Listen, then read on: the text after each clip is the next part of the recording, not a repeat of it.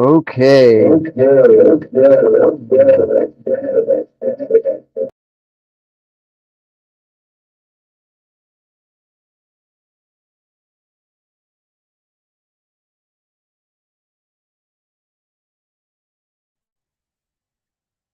about now?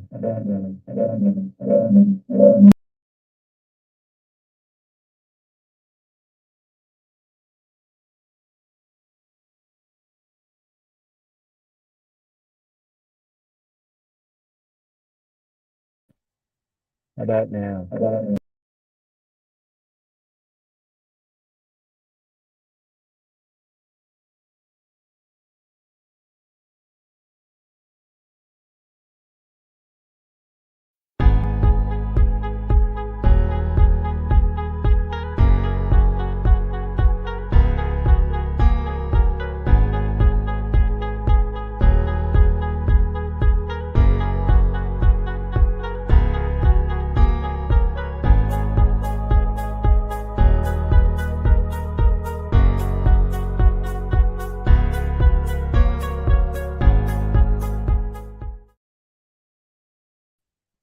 All right, how about now?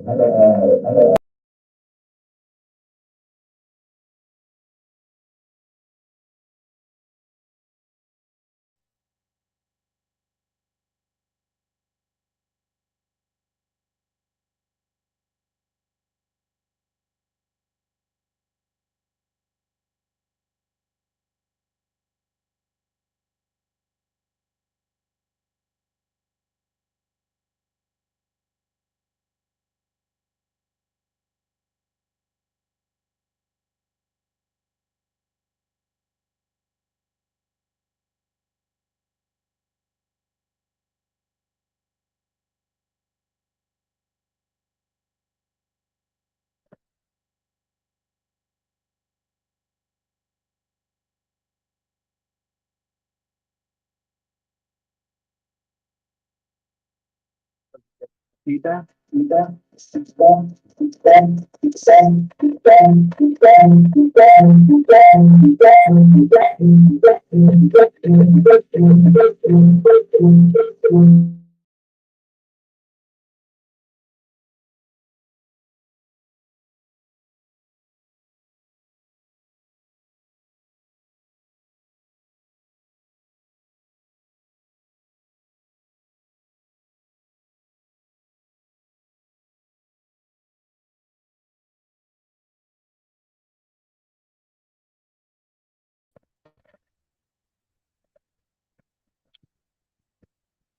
Okay, good.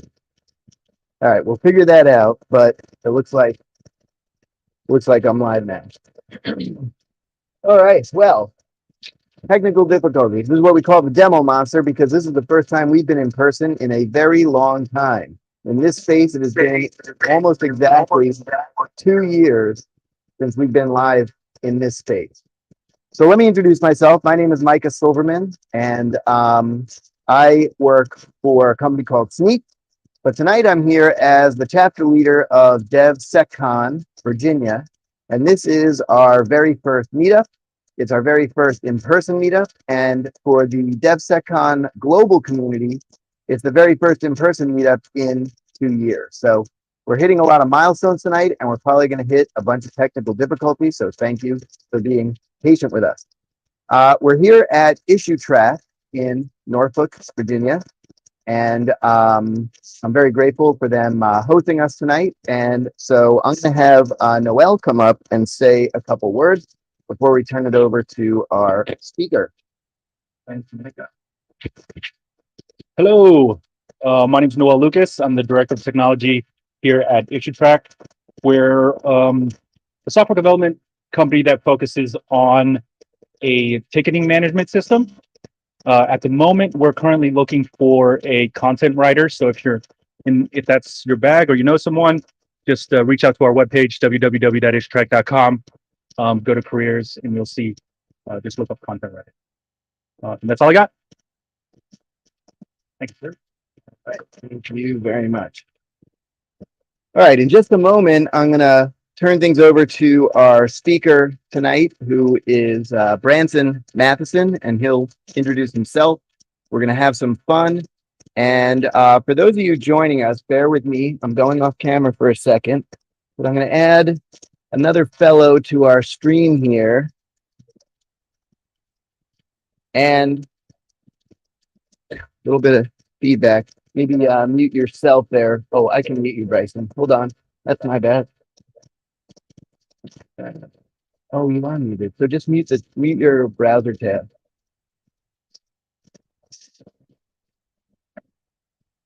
All right. We will get this right. And until then, there might be a little bit of feedback. But at any rate, thank you to our new DevSecCon Virginia member, Bryson, for the assist tonight. But that's a little something that Branson, who's our speaker, wanted us to put up there. So might have some prizes. I don't know. But anyway, I'm going to turn it over to Branson. And please chat us up on the YouTube live stream if you are there. And of course, if you're in the room with us tonight, feel free to interrupt and ask questions. And those of you joining us on the live stream, you're not going to be able to partake of the wonderful food that we have here. But if you are local, please go to the back, help yourself to food. We may run out. Sorry about that. I'm just kidding. We have like 6 boxes of stuff here. And just one quick thing I want to say about DevSecCon, in case you've never heard of DevSecCon. It's a global community that brings together developers, operations, and security professionals to make all of our lives better and to learn things about security and development and operation. So without any further ado, I'm going to turn it over to Branson, who's got his own mic that should be working. Turn on. Awesome. I'm going to turn my mic off.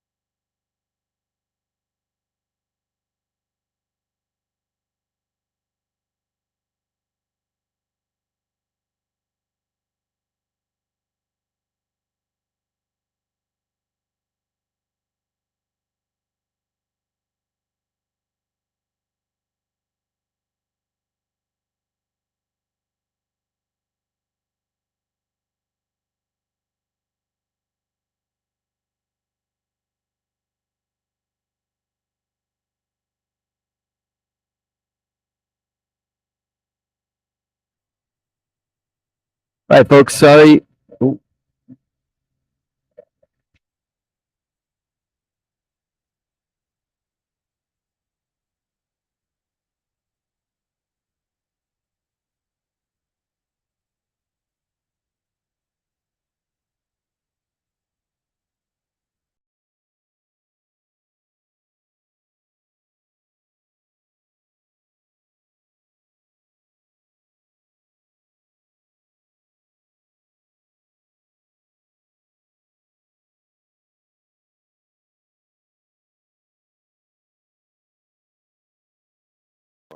How about now?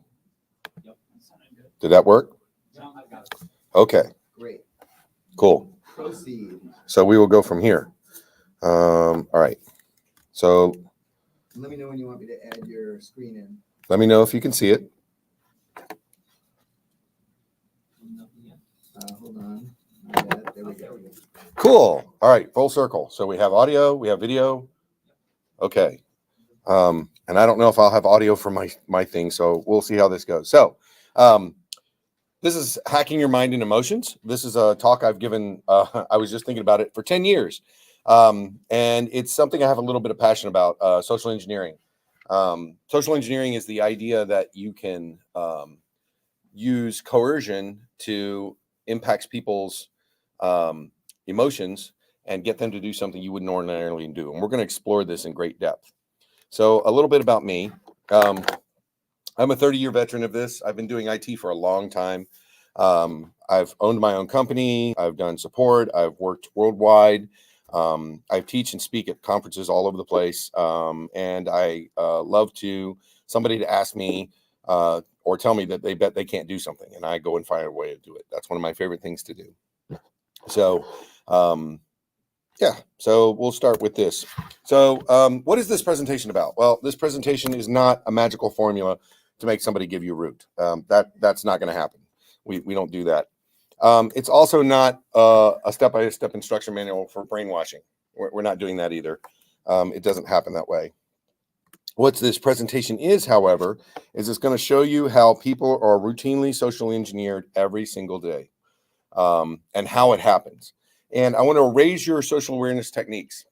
And so you can see what's happening around you and also see it, if you're interested in doing it, how it all works. And with that, I'm going to give you the tools and ideas to use social engineering to build your own social engineering awareness program. And this is something I have a lot of passion about, is people recognizing when this situation is going on around them. So let's go over a quick tour of the different things we're going to talk about. I have a bunch of different topics here. But this is a real fun presentation that I really enjoy giving. So I hope you do enjoy it. Well, first, we're going to go over social engineering basics. What is social engineering, right? What is the basics of it? We're going to do a walkthrough of different social engineering. So I'm going to give you some examples of them. Lots of different examples of them, in fact. We're going to talk about defense. How do you defend against social engineering? And that's an interesting concept, right? Because defending against social engineering has multiple levels, right? Do you do it personally? Do you do it in a company? There's lots of pizzas to it. So I'm going to start with one of my favorite quotes. This one's been bandied about a million damn times, but it's a famous one.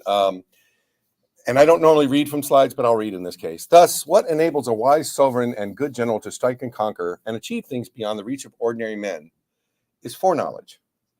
And I bring that up because with social engineering, you can't walk into a room and generally social engineer people. That just doesn't generally happen, although it might happen tonight. You have to have knowledge about them. You have to have some foreknowledge to be able to understand who you're working with and what you want to try to achieve. So let's show of hands in here. Who are you guys? Who in here is a good guy? Really? What day is it?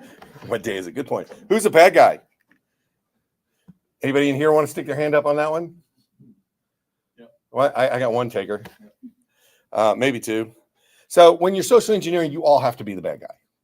You really do. Social engineering is not something that comes natural. It's not really easy. Can anybody name one of the most easy terms for a social engineer? Give me an example of somebody you think social engineers. Salesman, sure, absolutely. Who else? Oh boy, we have some great examples of that one. Preach, yes. Who else? What do all these people have in common, right? All these people have in common, really what they're trying to do is they're being a con artist, right? They're trying to get something over on you. That's their objective, right? And so a con artist realistically is somebody who exploits human characteristic to get something out of somebody. And they use all kinds of different things. And I'm going to try real hard not to read some slides because I can't stand it when other people do it. So if you have questions about the slides, please ask me. I have no problem stopping and interrupting. But these are all very obvious ways that a con artist can try to different aspects that they can try to use to social engineer somebody. What is the con artist's target? What are they called? The mark. Correct. The mark. Absolutely. And so this is the target, right? This is the person they're going to go after and figure it out. So we'll use these terms quite a bit as we're going through this discussion. So what is the definition of social engineering? Well, if you look at the social engineering framework, which if you haven't, I strongly recommend it. There's a lot of fun in SET. You can do all kinds of fun stuff with it. But it's defined as the process of deceiving people into giving away access or information, right? That's very particular to what we do. Right? We care about access and information, but there's a lot more to it than that. So this is my definition. Attain a change in behavior that benefits some or disadvantages the target, right? That's really what you're trying to do, because that change in behavior may not give you access immediately, may not give you information immediately that you need, but you're trying to get them down a path that you can get that information. All right, so who social engineers? Let's go back again. Who social engineers? Not person, just generally. Everyone, absolutely. Are you a parent? Parents in here? You all social engineer all day. Boy, that spinach, it's terrible spinach. Don't eat it. Yeah, okay.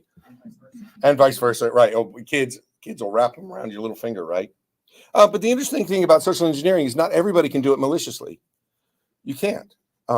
Even parents have a hard time, right? You see your kid doing something they really shouldn't, like smearing the diaper on the wall. You're still going to giggle about it while you're getting upset at them. But what are the keys to being a good social engineer? You got to think on your feet. That's a big one. You have to be able to take input from your mark and be able to process it and give them back something that they would expect, right? You have to have a lot of confidence, right? You can't be the kind of person that goes into a situation and is all nervous and wobbly in the sweat, right? The old joke from, what was it? I guess what was that movie? Where there's sweat running down his brow because he's trying to say the guy's in his dream. Oh, it was Total Recall, right? There's sweat running down his brow, right? He wasn't confident, and so it gave away the game. Knowing your limits, absolutely, right? At some level, you're going to hit a limit of what you're capable of in a social engineering engagement, and that's all the way up to and including breaking into a building, all kinds of stuff. A little background: I've been doing this on and off for 30 years. And I've worked for TSA, I've worked for the banks, I've worked for software companies, I've worked for the government. I've done social engineering and penetration testing at all levels. So knowing your limits is important. I'll tell a story about that later. And theatrics. Absolutely. You have to have some ability to BS in front of people, right? You have to have the ability to ad lib, ad hoc, and be able to come across as genuine when you're doing it. So things that will tell you you're probably not going to be good at social engineering: you crack a smile when you're pulling a prank, right? You stick a fart pillow in somebody's couch and you walk by and you grin every time you go by them. It's probably a dead giveaway. That's not going to work. You freeze up when you're confronted. So if you don't deal with confrontation well, you're probably going to have a hard time being a good social engineer, right? That's not going to work. And your appearance is too far outside the profiles of your targets. So for instance, if you have tattoos on your face and rings, you're probably not going to walk into IBM and look like you belong there, or a bank. That's not going to happen. Similarly, if you go into a three-piece suit and go in the back door of Google, they're probably going to wonder why you're there. So your appearance has got to fit the mold of what you're trying to do. You have to be in that space. And you got to play act. I mean, we kind of talked about that. I want to talk about two major overall types of social engineering here, especially these days. These are kind of on our mind. Large scale, which is societal and geological or political, and then small scale, which is like groups and individuals. And why is this important? When you talk about large scale social engineering, there's lots of ways to do it at scope, right? War is social engineering writ large. You are forcing people to change their behavior using force. It's not subtle. But advertising tends to be very subtle in a lot of cases, right? So I'm going to give you some great examples of this in a minute. And then somebody had mentioned religion here earlier. I've definitely seen cases of that. Small scale is quite a bit different, though. When we talk about small scale, we're talking about really simple ways to social engineer people without having to impact a lot of people.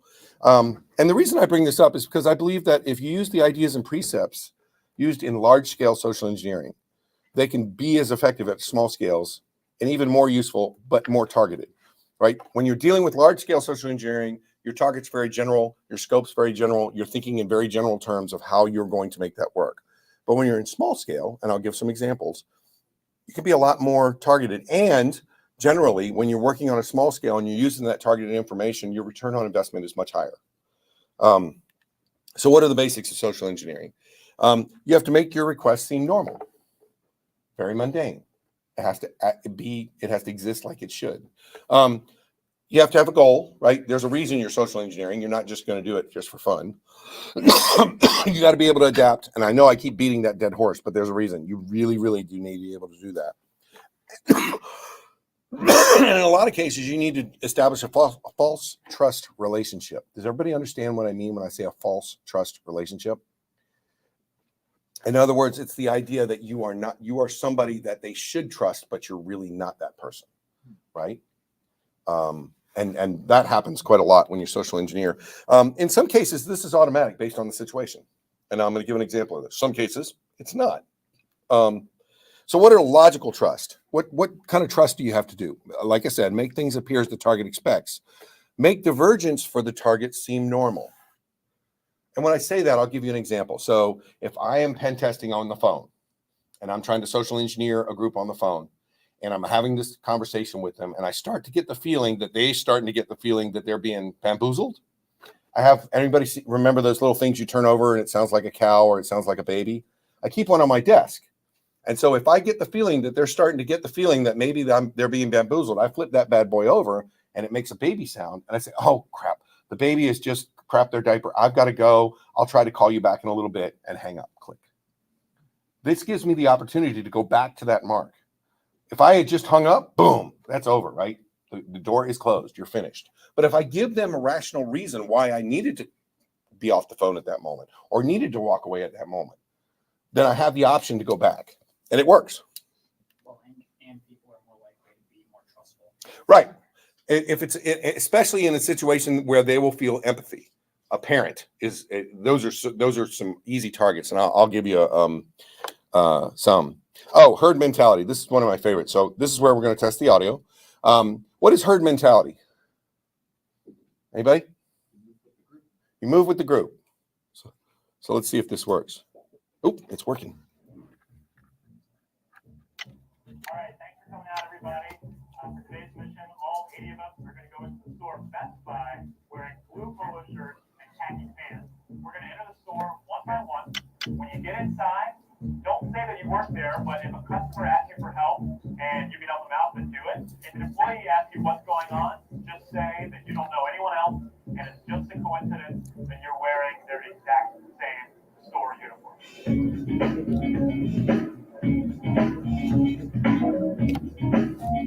I got to remember where stop is. I think it's spacebar.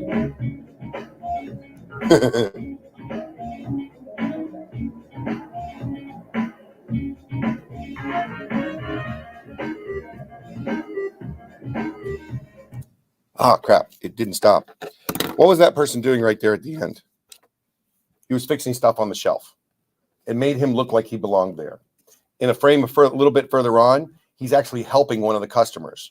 Now, this is a person that's in a blue shirt, khaki pants. They don't work there, but they're helping the customers. What is that doing?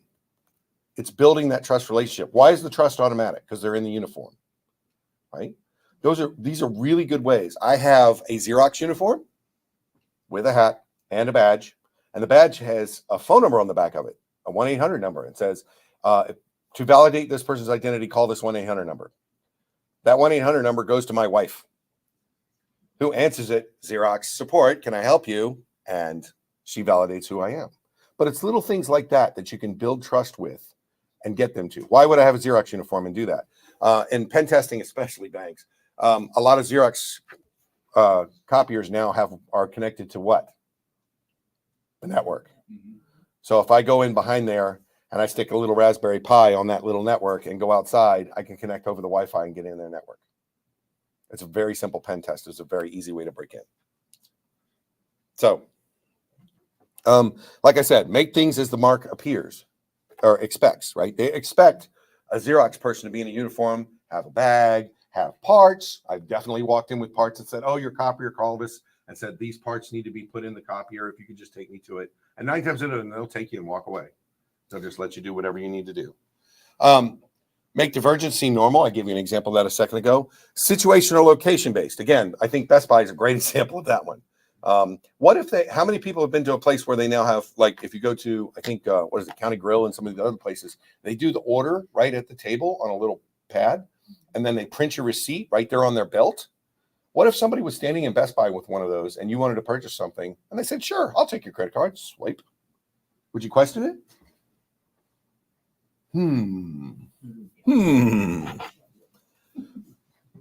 So situational or location based.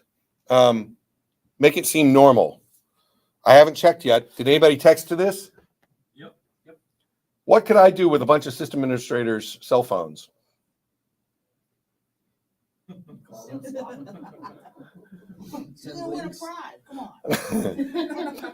There is a prize. There are prizes, but what I mean, it's send links, send pens, send breaks, all kinds of fun stuff. Trivia question for tonight. This is on the contest. What was the original root password on an iPhone? Don't look it up. Nobody Googling. That's cheating.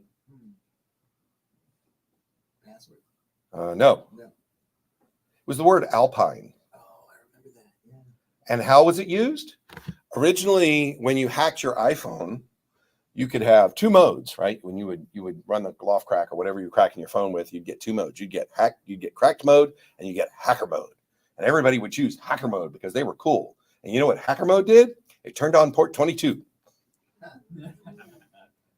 And port 22 and root was set to allow SH. And so guy walked AT&T subnet and got a bunch of iPhones that way. Random trivia, but kind of fun. But this is a great example. I could put one of these up anywhere, right? I stole the logo blatantly. I could make that logo anything I wanted. I could put that logo anywhere I wanted. I've done this to the Sheriff's Society in Virginia. Got a lot of sheriff's phone numbers. What could I do with that? So emotional trust. What is emotional trust? You change somebody's state to garner trust. We just talked about the baby example. That's a great one. I've also seen people do it in stores, saying, they are at the checkout. They don't have a lot of money, and they have to start putting something back, and people will buy it for them. And then you walk out and they get into a BMW and stuff like that. Those kinds of things do work. I've seen that kind of thing happen. You have to know the target in a lot of cases, though, for emotional, right? You can't do it just blithely. You've got to set up a situation where it will work. And you have to build an environment to improve trust. We'll talk about some examples of this in a second. What are some emotional ways you can do it? Lead-ins, right? You're from the same place. So this is a hack I've done. I was pen testing a bank up north somewhere, and I found out that every Friday they go to lunch. And so I went there on Friday and sat at a table near them and listened to their conversations, wrote down a bunch of information, went back to my hotel room. For the rest of that week, I did the pen test on the bank. And the next Friday, I went back and I sat next to them, and I heard them complaining about their routers. And I just happened to be there. I said, oh, you know what? I'm in town for a conference. I have these same routers in my organization. They suck. They're terrible. We found some really cool fixes, though. Eventually, we got to talking. Eventually, they invited me to their table, and they were getting ready to leave and said, my conference doesn't start again until 4:00. I've got nothing to do this afternoon. If you guys want help, more than happy to come down and look at it for you. Next thing that happens, I'm in the computer room at the console with my hand on the keyboard, and the IT director walks by, and he literally does that maneuver and then walks away. It's real easy to do that from the same place or do the same thing, right? Button. I'm upset. Can you help me? Sure. Sorry to interrupt. Can I ask you to stop sharing your screen for a second and share again? Because it's janky on the video feed for some reason. Slide. Yeah, okay. I think we're better now. Okay. Lead-ins. I know you're sensitive about things. This is another one. I can't take credit for this one. This is one of my favorite stories, though. It was a friend of mine who was pen testing a bank. He went in there, and during the initial engagement meeting, he asked, is social engineering on the table? And the financial director of finance says, social engineering is not real. It's BS. We don't need it. And the IT director said, no, I think we really do need it. So they put it on the contract, and they went away and they started their social engineering, their pen test. Well, the guy looked up the finance minister and found that his wife was a cancer survivor. So he called their house, acting like he was somebody from the Susan B. Komen Foundation, and he ended up getting a check for $25,000. At the closing ceremony of that pen test, he walked in and he handed the finance director the check back. And he was furious. He was completely livid. He said, this is off limits. This is not fair. You can't do this. And the reality of it is anything off limits in social engineering. No, it's really not. It's really, really not.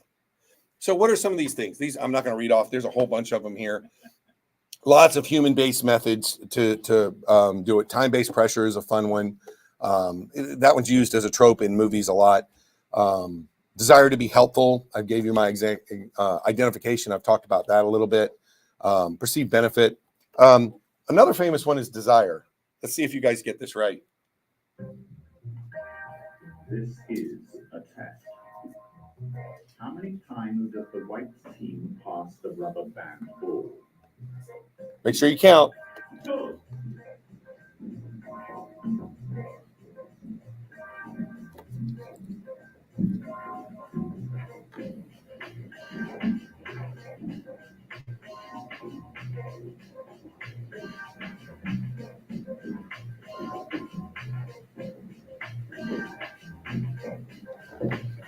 If you answered first, Did you get 13? You are correct. But did you see the black belt gorilla? Go.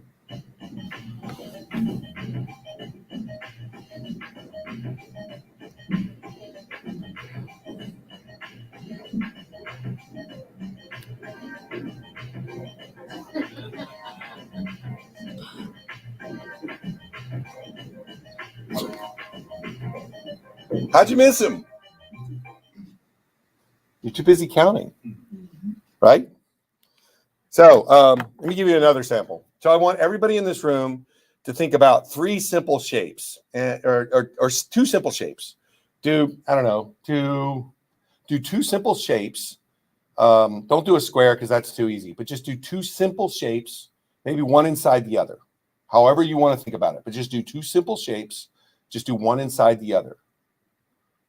Everybody got them in their head? What shapes are you thinking of? A what? A circle and a triangle. A circle and a triangle. Why were you thinking about a circle and a triangle? Because not a square. Because I was sitting up here and doing this the whole time. And I put it in your head. That's a subliminal. It's very, very common. Very common.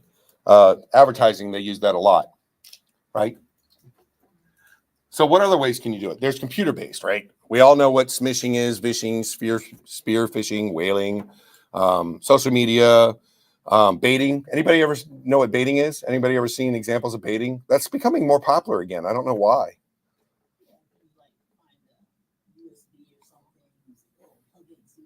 Yeah, it used to be a CD-ROM, right? You'd leave a CD in the parking lot that said bachelor party or said budget numbers or something like that. Nowadays, it's just a little USB key. You can't fit all those words on there anymore, so you just hope they plug it in. Interesting story about this one. Baiting. So not strictly baiting, but just a bad use of a USB key. A certain organization that is a TLA. Everybody knows a TLA is a three-letter acronym. You get that one, right? FBI, NSA, blah, blah. A certain TLA gentleman was working on his work at the office, decided to take some of his work home on a USB key. And it was an iron key. It was a good USB key. It did all the right things. Plugged it into his home computer, did his work, took it back in, plugged it into his network computer at work, which was on a non-internet network, we'll just say that, and Trojan ran through the whole network.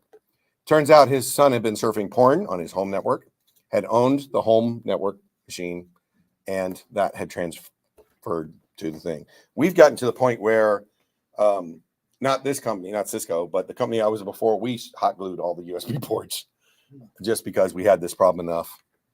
What are day-to-day social engineers? So we talked about salesmen, we talked about con artists, we talked about preachers, we talked about some others. We'll go through a couple of these, right? Advertisers is one of my favorite. What is their objective? To get you to purchase a product. That is their number one objective. They use all kinds of things, raising the volume during commercials, right? I am so sick of that. Using movement to garner attention. We're going to see an example of that in a second. Many things are subliminal and affect you. So here's a great example.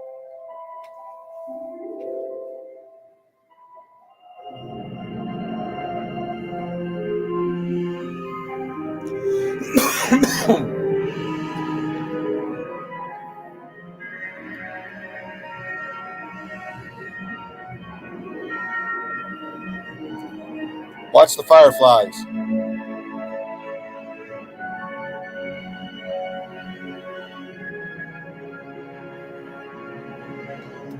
What'd the fireflies do? They went right past the word Coca-Cola. And after this, they had an uptick in double-digit percentage on purchases. This is not a joke. This is absolutely serious. It's why when you go to a lot of them now, they play the sound of a Coke being poured and you see the glass filling up. It really started to catch on. So now it's to the point where I don't go to movies. If the movie's at 11:20, I don't walk in the door before 11:50 because it's just obnoxious. But that's a really good example. Businesses, not just advertisers, but what is businesses' objective? Get you to purchase high dollar items from a store. How do they do that? Go. Sorry to interrupt again. Wait, I think we're okay. It seems after you Play a video. it It gets a little burps. janky, but it fixed itself this time. Okay. Good. Using buying habits to send targeted ads. I've got a great story about that in a second. Identification. Where do they put the most expensive stuff? Eye level, right? Absolutely.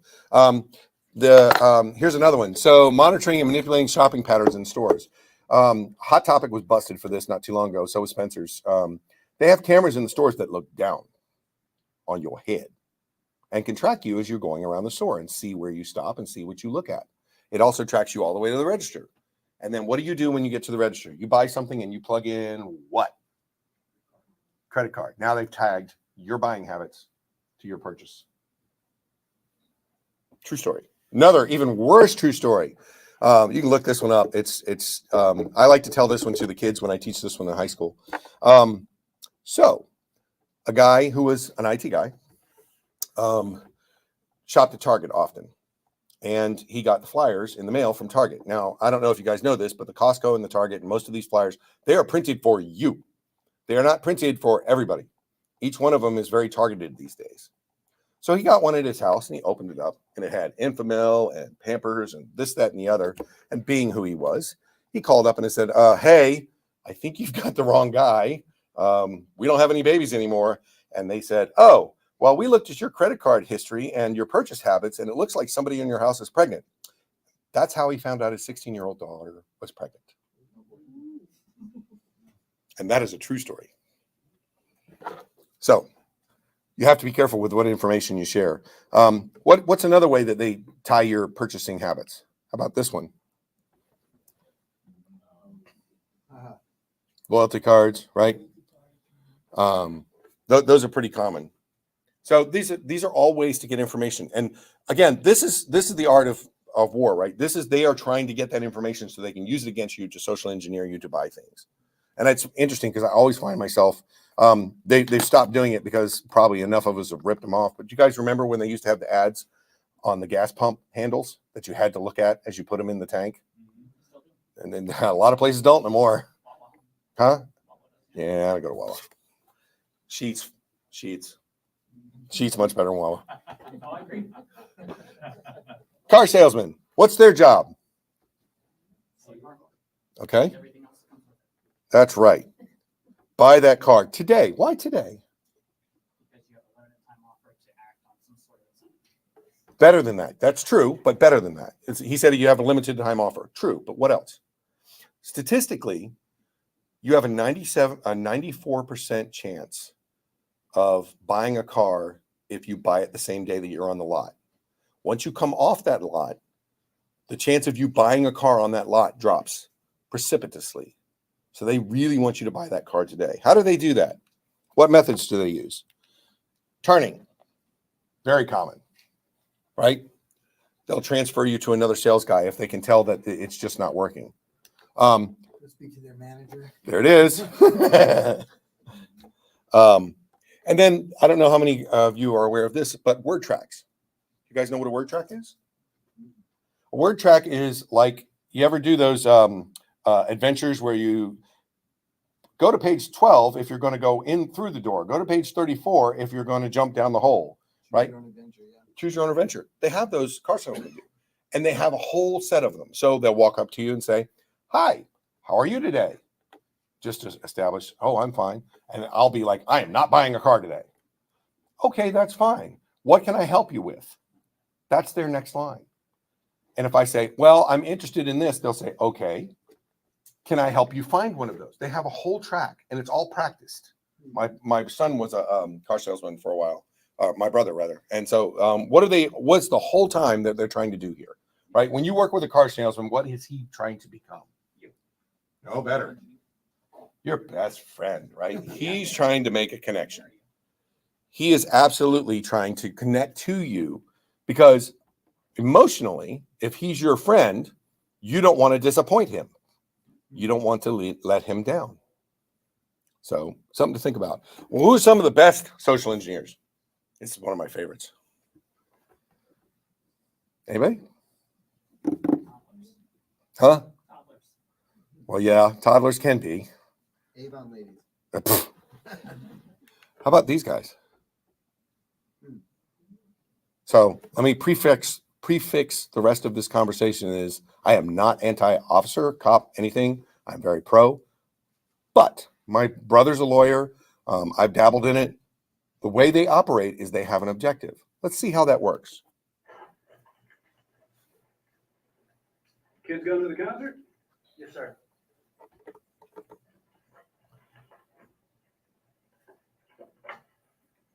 Do you know why I pulled you over? I guess I was speeding. There it is, K. What has he already started to do here? That's his objective. Yeah. Right? That's the objective. But how is he doing it? He's building, is he? He has trust because he was a police officer. You're supposed to give it to him. Right? But what is he doing with those first two questions? Did he ask a question that had a definitive answer? No, open-ended question. Open-ended question, leading questions, right? That's the objective. A lot of humans hate dead silence. Hate it. So a great way to force a conversation is ask a question that you know they have to answer, but and it will take time to get there. But that's what he's doing. He's asking leading questions. Let's keep going. You know how fast you're going? I don't know, maybe 45. Clock you at 50. Do you know what the speed limit is on this road? I think it's 30 miles per hour, sir. That's right. Which means you were driving 20 miles per hour over the speed limit. Did you know that I could arrest you for driving that fast? But it didn't seem like we were driving. Did you know that I could arrest you for driving that fast? All right, what did he do there? He asked the question twice. Have you ever done that where you didn't get the answer you wanted the first time, especially from a toddler or a student? Ask the question twice. Right? It works. No.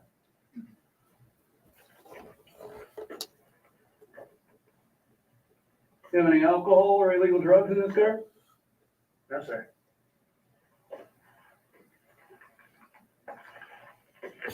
What about your friend? Looks a little out of it. Sonny, you feeling all right? You look a little spacey. I'm just a little nervous. That's all. Nervous?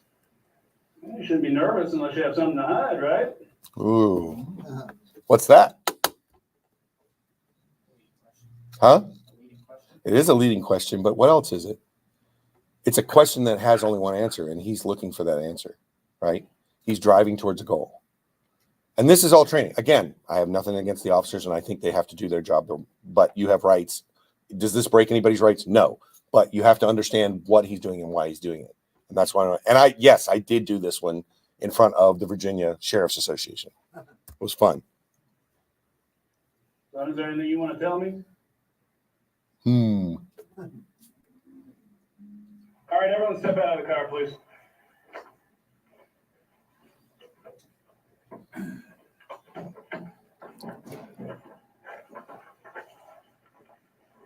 You don't have any drugs in here? You don't mind if I take a look, do you? Yep, totally do mine. Okay. Yep. What did you do there? Put Fourth Amendment right. Did he? Well, he wasn't given permission to search. They didn't say no. He didn't say no, yeah. That's it. Perceived, right? He stepped in. So we'll skip ahead. Right? Fishing. Yeah. You're asking fishing questions. You're looking for answers, right? Hey, I hear you work at Cisco. Yes, I do. And your root password is admin. Yeah. Hunter 2. Anybody know what that is from? How'd you know that? You do know what it's from. You can lose hours on Bash. Do you know why I pulled you over? What's that? A leading question. Is there a good answer to that? From a legal point of view, there really isn't a good answer from that. Perceived requirement. They can search a car without a warrant, right? He stepped in. The guy didn't stop him. Judge would have to let that play out. So do you need to be in that situation? Maybe, maybe not. We'll revisit this scene. All right. So if you're social engineering, what happens if you're caught? Been caught. No fun. In fact, I was pen testing a TSA security line, got caught, but I couldn't blow my cover, and I was literally the guy, the station chief who knew who I was and knew I was there was out to lunch. Didn't tell us he was going to be out to lunch at that time, and I'm literally on the way out the door in handcuffs as he's coming into lunch, and he had to stop him so that I wouldn't get taken to the hoosgow. It's no fun when you're caught. You have to know the consequences, and that's why we had the get out of jail free card, right? If you're social engineering, you got to be prepared for that somebody may figure out what's going on. So have a way out, have a way that you can figure out to say and make sure that you don't get in trouble. You should know your rights. And if you're doing this on an engagement, you absolutely should have it in the contract. I can't specify that enough. As an example, did anybody know who Randall Schwartz is? Randall Schwartz is one of the original writers of Pearl. He did it a long time ago. He was working for a large company that rhymes with run and was doing a system administration role with them. As his first thing that he did when he went in there, being a security guy, he started up crack against the password file just to check and make sure that the passwords were all good. Was not in his contract. They chased him for 15 years on a lawsuit trying to get him in jail and get money out of him because he did something that was insecure on their network without written permission. It's a valid point. I think it was a little bit much, but it's kind of like the reporter in Louisiana that went after found the social security numbers in the webpage, and the Louisiana governor thought he was hacking. They just dropped that suit. Yeah, they just did drop that suit. That's right. So know your rights. That's really what's important here. Make sure that if you're doing any of this, you absolutely have clarity on what you should and shouldn't be doing. Is social engineering something you can do quickly? Yeah, probably not. That's the correct answer. Probably not. It's kind of not fast. It's something that you should take your time with. Like computer-based methods, like the social engineering toolkit set, gives you some things where you can go, you can spam a whole bunch of emails that have vulnerabilities built into them in XLS, PDFs, et cetera, and so on. So that can be kind of fast, but your ROI is going to be low, and any company worth their salt should detect it pretty quickly. So speed's not your friend, right? Anybody here use Nmap? Anybody know what Nmap is? You know, minus T5 means blast the crap out of the far end. If you do that, the IDS IPS will absolutely pick you up. So if you're scanning somebody else's network, what do you use? Minus T1, and you let it run for days. And that's how you get around those kinds of things. So generally, in most security pen testing, you want to use something that's slow. And also, like I mentioned, you want to be careful about how much information you're giving back to the target. If you're doing a pen test and you're doing social engineering, and Janet over here figures it out, what is she going to do with the rest of the call center? She's going to alert them. She's going to make your job a lot harder. I'll tell you another interesting one, pen testing, social engineering. A certain insurance company up north used headsets, little radio headsets on all their phones so that they could walk around when they were all working. And we found out the support number. We also found the frequency for the headsets, and they were not encrypted. So we sat out in the parking lot. We called in over and over and over again and figured out their word tracks, figured out how they were figuring out who people were, what information they were looking for. And then we called in and we forced an exception. We said, hey, my name is Dump the Dump. I don't have my password with me. I do have a copy of my bill. It's got this number on it. Can you please check and see if my account is valid? And they said, okay, can you hold on a minute? Well, what do they do when they say, can you hold on a minute? They hit hold and then they go over to their manager on the same headset. Lots of useful information that way. So, speed is the inverse of detail, 100% accurate. You can't get a lot of detail out of it. But you should keep your attacks concentrated. That second point is pretty important. You don't want to try to get the whole enchilada in a single shot. The more things that you do that are outside of normal, the more likely you are to be detected. And similarly, if you're using SET or any other tools that pull back tons of information, how are you going to process all that? It's not easy, right? If anybody's done any data warehousing at scale, you're talking about something similar, but with a lot more wordy stuff in it, and it's a lot harder to manage. Signal to noise is a really important consideration in this. You really want to keep your signal low. So what are some methods here? The attackers can have a plan. They will build their own scripts to counter your defense. Like I just said, when we attacked the insurance company, we didn't try on the first call in to break in. We didn't try on the first call in to get any information. We took our time and called in over periods of time to build up information about the target. That's how you do it. Same thing like Nmap and some of the rest of them. Use props to lend credibility. We talked about that one, right? Xerox hat, Xerox uniform, badge. All kinds of things like that do work. And they'll try to fit normal, right? They'll try to fit situations that look like it makes sense. The old joke used to be people, what do you call it when somebody badges the door and somebody walks in behind them? Piggybacking. That used to be an easy way to break in because some people didn't care. It's a little bit less easy these days, but still works, especially on really busy mornings or really busy days on businesses that have multiple entrances like this building does with badge doors. You can definitely use that, especially if you look like you belong there. If I'm in a three-piece suit with a suitcase and I walk into a bank and I see somebody going in a back door and I piggyback them, then 9 times out of 10 aren't going to question me. If I'm going to a medical office and I look like I'm the salesman for drugs, a drug salesman, you have all the paraphernalia, you look like it, they'll let you right through. And you go right into the back and do whatever you want. Oh, caller ID. This one's fun. Everybody here knows that caller ID is 1,000 times spoofable, right? I can call you from, actually, we were joking about it earlier. Verizon, people that are on Verizon are complaining to Verizon because they're getting spam from their own phone number right now. Verizon said, oh, it's an attacker, you think? Duh. So, but caller ID on the phone, how could you use that?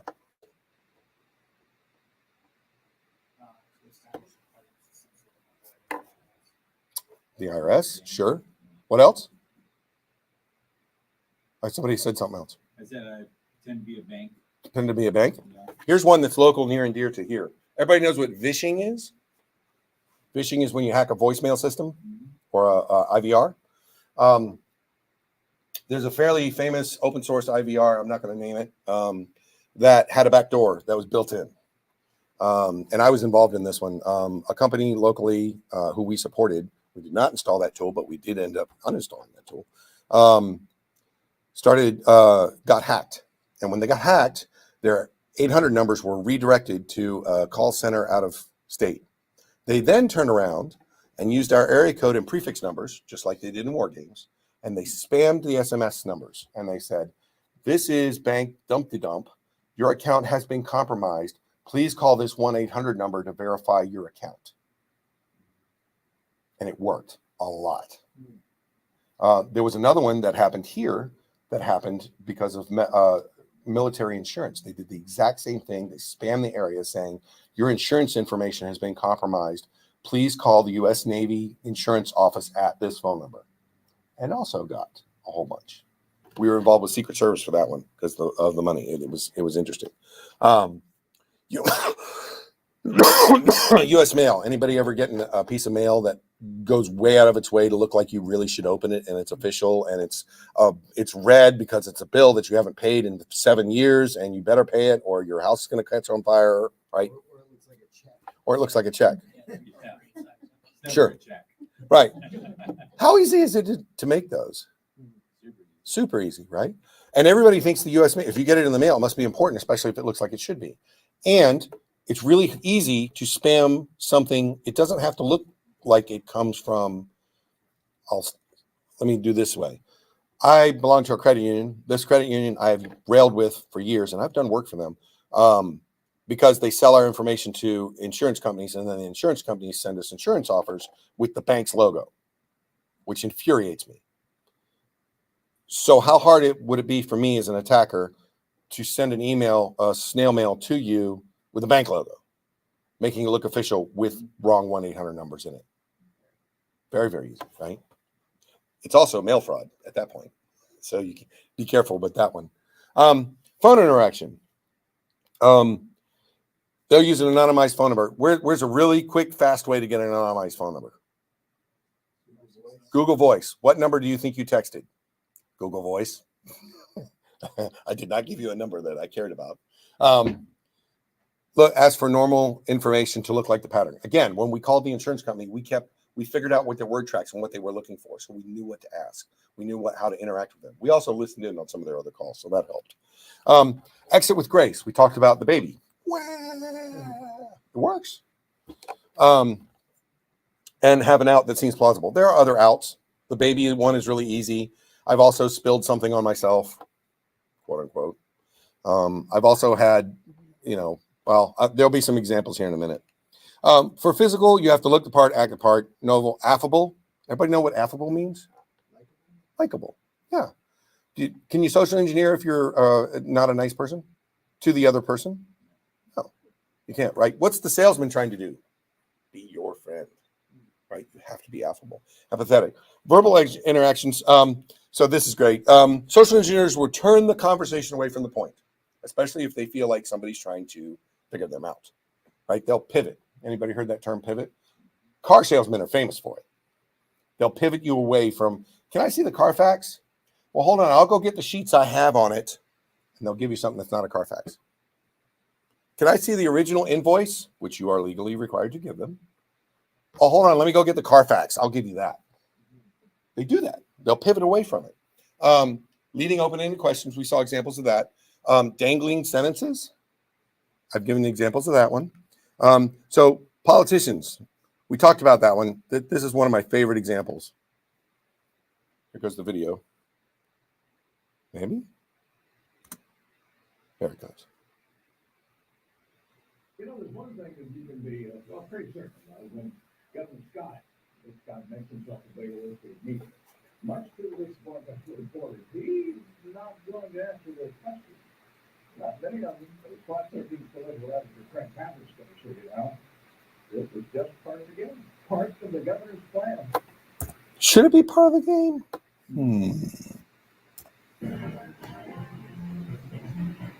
So this week, Governor Scott made national news for dodging the same question 4 times.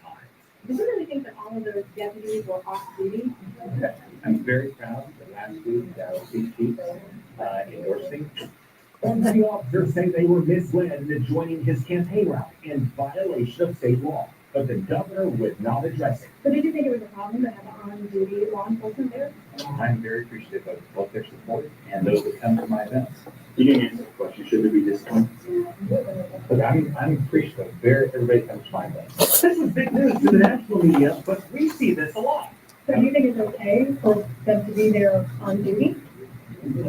I'm very appreciative. Has been dodging questions for years.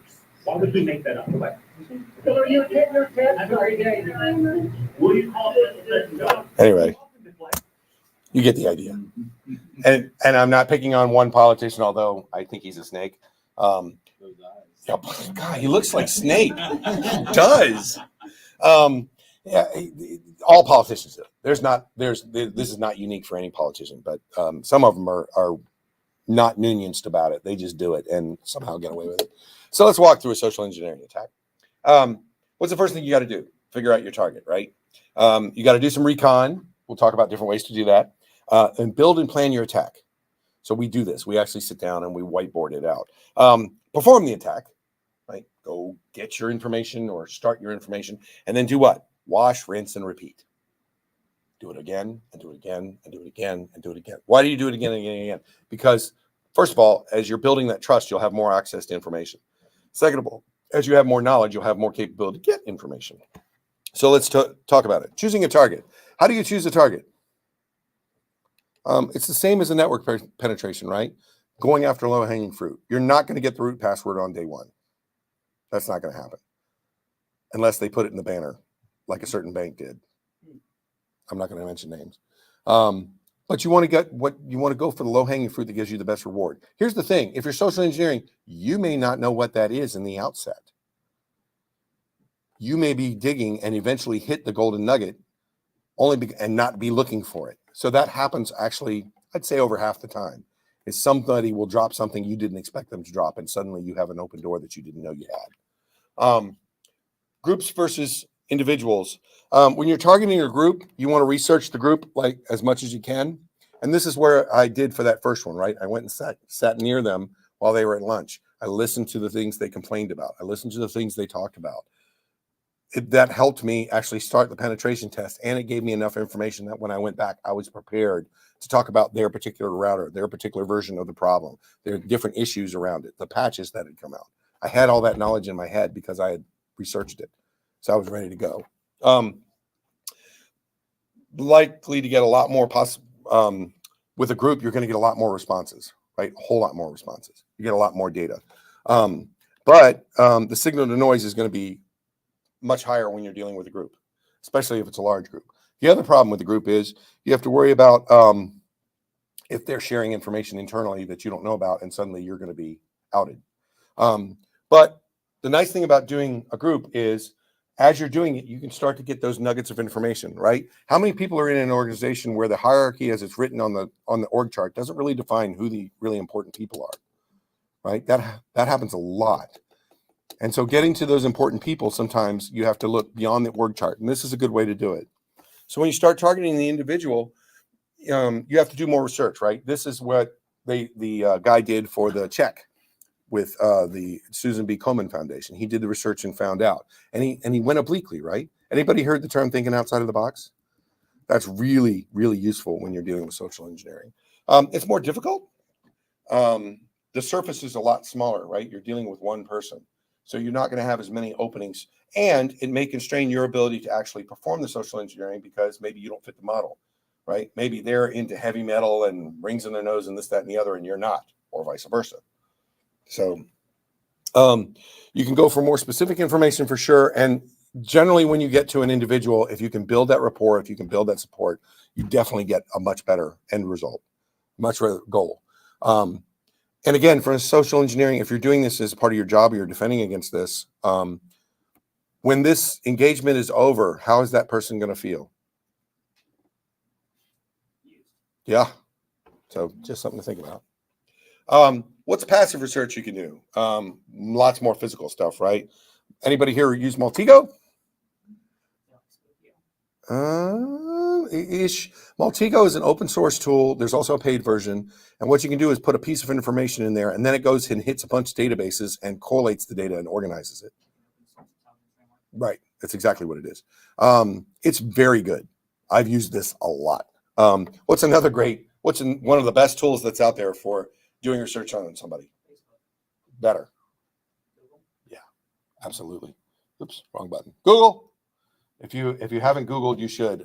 Johnny took down his pages a long time ago, but Johnny Johnny Long had a whole bunch of really cool Google hacks that you could do to go get information on people, credit cards, XLS files. He had tons of stuff. But it's worth looking at. Pig is another one. That's a very useful one. The phone book. Yes, that thing with yellow pages in it. It is still useful. Anybody here not know what a phone book is? I feel like I'm getting old enough that there's going to eventually be somebody. It's like I put my kids in. I got an '84 Ford truck. I put them in the car the first time. They're like, "Dad, what's that handle on the door for?" I'm like, "That's the window." They're like, "No way." So I feel old.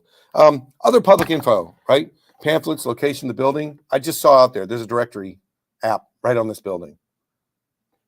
Can I get a bunch of information out of that? Sure, I can. Absolutely. Especially if I hack it. Anybody seen this before?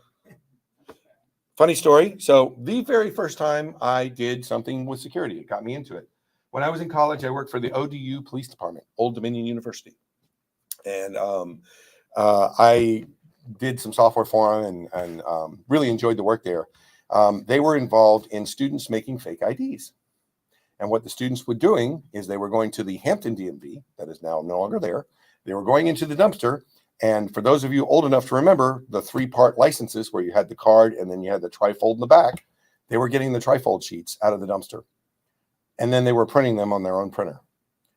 And so my part in that is when they finally figured out which students were doing it, they gave me the computer and I got to go in the hard drive and go find all the records, which were still on there.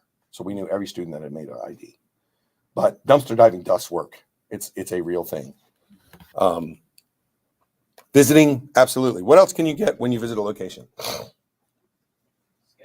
Huh? Schedules? What else? What's in the air right now?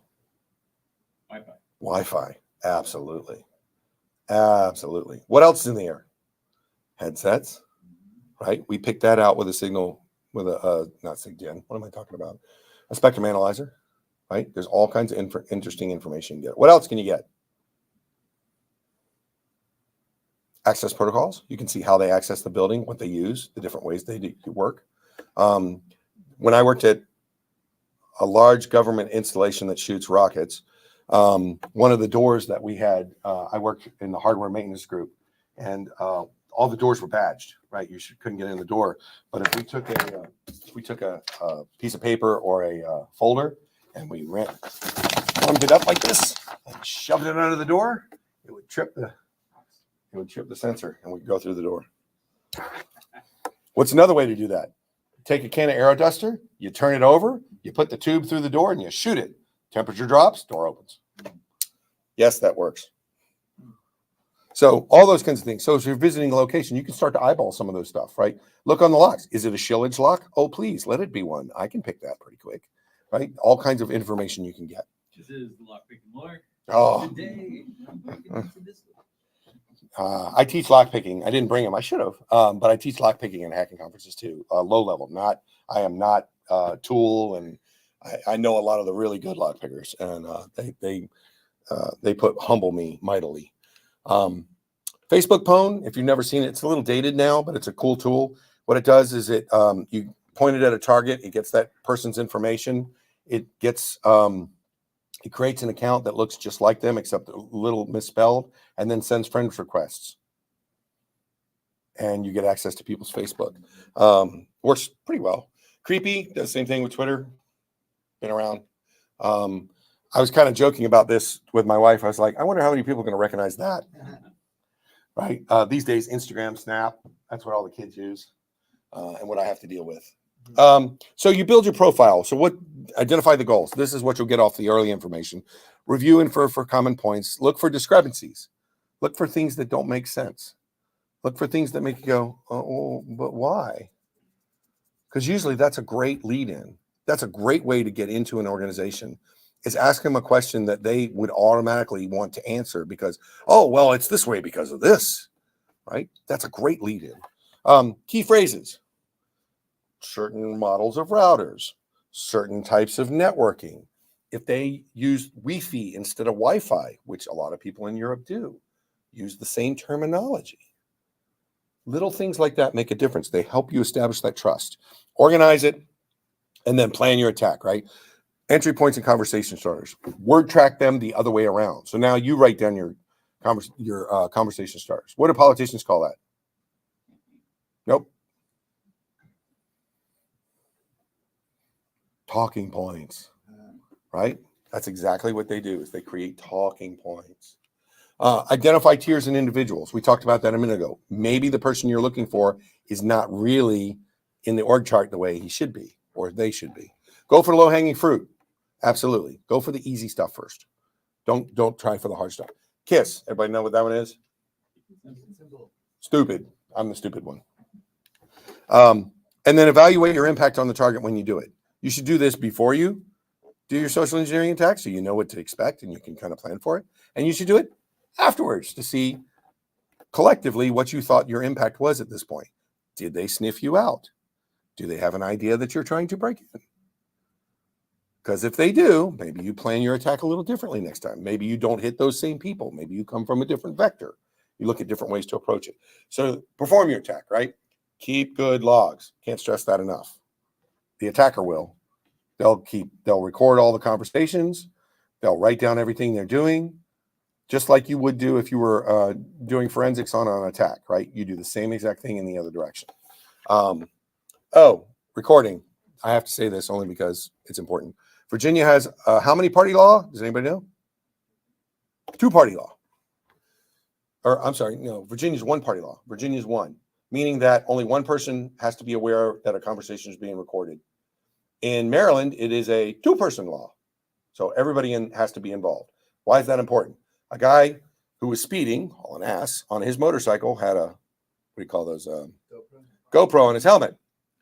He was busting 100 down the thing. Maryland State Trooper chased him down in plain clothes, had a camera on his head, in plain clothes, jumped out of the car, pulled his weapon, and pointed it at the guy without identifying himself. Was recorded on video. The guy got out of that, but then the state trooper sued him for violating the law, the 2-party law, and won. So make sure that you absolutely know who can record and who can't record. So very, very important. Interestingly, federally, you can't do it for tortious purpose. So you'll want to look that one up and make sure you understand it if you're going to record anybody across state lines.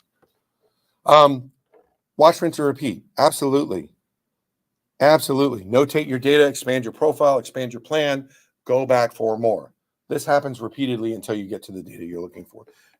Will it be fast? No? Yes? No, it will not. It will take time. So let's see some examples of some social engineering attacks. So I've given you some of the ones I've done. Here's some ones that are just auditory. Blockbuster on 10th Street, Brian. Could I find out if I have any late fees on my account? Sure. What's the last name? That. And what was that first name, sir? Anthony. And let's see. Would it be any other first name besides that? Jeff? No, I only have Leah and Craig. So what did he do there? Extracted some names. Oh, it gets better. That's my mother's name. And what did he do there? He gave a rational explanation for it. It sounded like it made sense. Let's keep going. You're Jeff, right? No, I'm Anthony. Ha! Now he's just picked his name. Let's see here. Well, actually, man, that account does have a balance. A long time ago, it says there's actually a 2538 balance from let's see, this is way back in like last January. Like my boss's daughter, she provides a dozen. Okay, anybody else here really know what a video rental store is? I just want to make sure. You guys might know what that is. They sold off on that account. And so there's like a $25 balance on it right now. And also, do you have our phone number on there? I have a 52328. 52358. You don't have another number besides that one? The only other number I have is a 638-469. Okay, so we need to pay off that $25 before we rent in? Yes, sir. Do you send us out a notice if we're behind in our payments? Well, they probably did like a long time ago. I mean, this was way back like last January of 04. Did you I mean, of 05, I'm sorry. Did it go to the Morgan Street address? Because we moved one. Let's see. The address again here, it says Washington. How hard was that? It wasn't. That's a real example. So I've been to many conferences where we have social engineering competitions, and they'll put you in a sound booth, and they have agreement from the targets, not the people actually getting it, but the managers, the owners, and they do this. So, huh? He pivoted 4 times, and he got his data. Here's another example. Hello, this is Craig from Domino's Pizza here in Bend. And just calling to let you know that your name is coming up in the drawing this week for the free pizza. Oh, really? So you're welcome to have a free pizza tonight, or we can put you in the computer for one. Why don't you put us in the computer? Okay. Good. All right, you gonna order some other night then? Sure. And is this for Carter, the name? Carter? Mm-hmm. I wonder if you even called the right number, because I don't think we come in there very often. Oh, I called the 5932. Yeah, that's right. It might have been someone that had this number before you. Well, we've had it for like 10 years. Okay, the bells should be going off right now. Yeah. Well, you want me to put your name and everything in the computer then? That'd be great. Okay. Give me a good excuse to come in. That's true. So, How hard was that? Very easy. How about this guy? Sacha Baron Cohen. That's not Sacha Baron Cohen. No. No, it's just it does, but it's a guy. He's crashed so many Hollywood parties. He's famous for it. He's just snuck in. Why? How did he get in? He looks the part. He looks like he belongs. Right? Not hard. So let's talk about defense. How do you defend against social engineering? That's a hard one, isn't it? Never answer your phone. You put on one of these. You absolutely put on one of these. What can you do to prevent social engineering attacks? You really, really, really need to be skeptical. You need to be aware, and you need to think about it. And more importantly, you need to make sure that other people don't think you're a nut because you're doing it, right? Because they will. My wife gives me crap all the time. Here's a question for you. If you go to Walmart and you pay at the register and you get a receipt and you walk out the door, do you have to show them your receipt? No. No, you do not. State of Virginia, when you finish your transaction at the register, the transaction is over. They have no right to look at your receipt at that point. Now, that being said, if you refuse, they can trespass you for nothing if they want to. They can absolutely say, okay, that's fine. You don't have to show us the receipt. However, I'm going to have this sheriff here write you a summons that says you are no trespass from this property forever. If you come back on the property, you will be arrested for trespassing. That is their right. You got to decide how you want to do it. I walk right past them all the time, and my wife gives me a dirty look all the time. Similarly, if you go to Costco and you check out of the register and you go to the door, do you have to show them your receipt? Yes, you signed a contract saying you would. You are contractually bound to, because as part of Costco's contract, you have to show them your receipt. So again, it's knowing your rights. It's understanding the situations where you must share information and must not share information. I don't know if I have the sheets in here. I hope I do. I went to the doctor's recently. This actually happened to me. I was furious. Anybody go to the doctor's office, and if you haven't been there for a while, or if you've never been there, they give you a pile of stuff that you got to fill out. On my last one for Branson, there was my wife's social security number, my wife's workplace, my wife's phone numbers, my mother's phone number, father's phone number, all my kids listed. You're required to give them that information? Hell no. Hell no.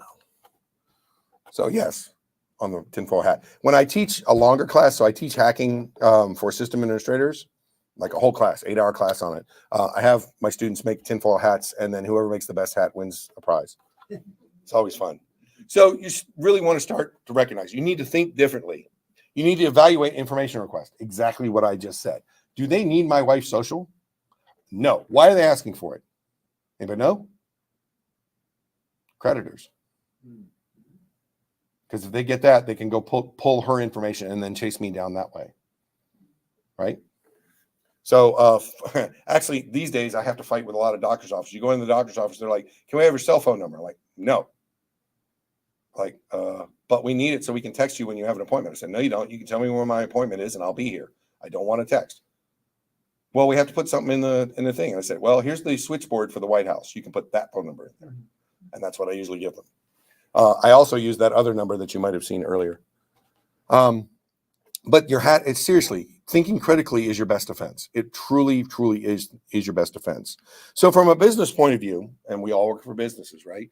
Don't give out information unless you initiate the call. Just don't. And if you get called by somebody and you're not comfortable with them, ask them for a phone number and call them back. Validate that phone number too, because guess what? I've used that one. I've given them a phone number. Sure, here's the number. I'll just pick up this phone on my desk instead of this phone. Right? Validate it. Look it up on the net. We have this great, amazing tool in our hand. You can Google phone numbers. Validate the caller. We just talked about that. One of the cool things I've seen recently is the power company. I think it was them. To validate you now, when you call in, they ask for a number in the corner of one of your bills, and they put random numbers in the corners. And I thought, hell, that's a great idea. That's a really smart idea. How about SMS? Is SMS safe? Why not? It's going to my phone. What else can I do? I can sniff it. I can absolutely rip it out of the air. Anybody know what SMS, why it was 140 characters to start? Trivia. So phones have a ping, just like computers have a ping, and that's how they know the phone's on the network. There was a header, just like TCP and everything else. There was an extra 140 characters in the ping packet to put it on the byte boundary. So they just added in a space to put SMSs. That's why it was only 140 to start.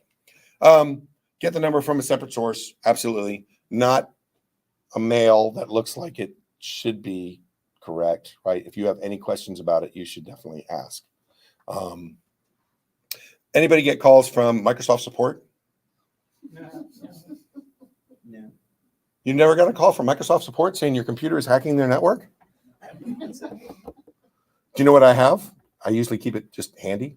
I have a Windows 95 VM. And they say, oh, can you download this thing and install it so we can access it? Sure.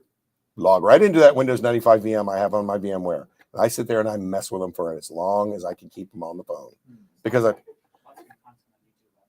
so much fun. It is. You'll see some examples.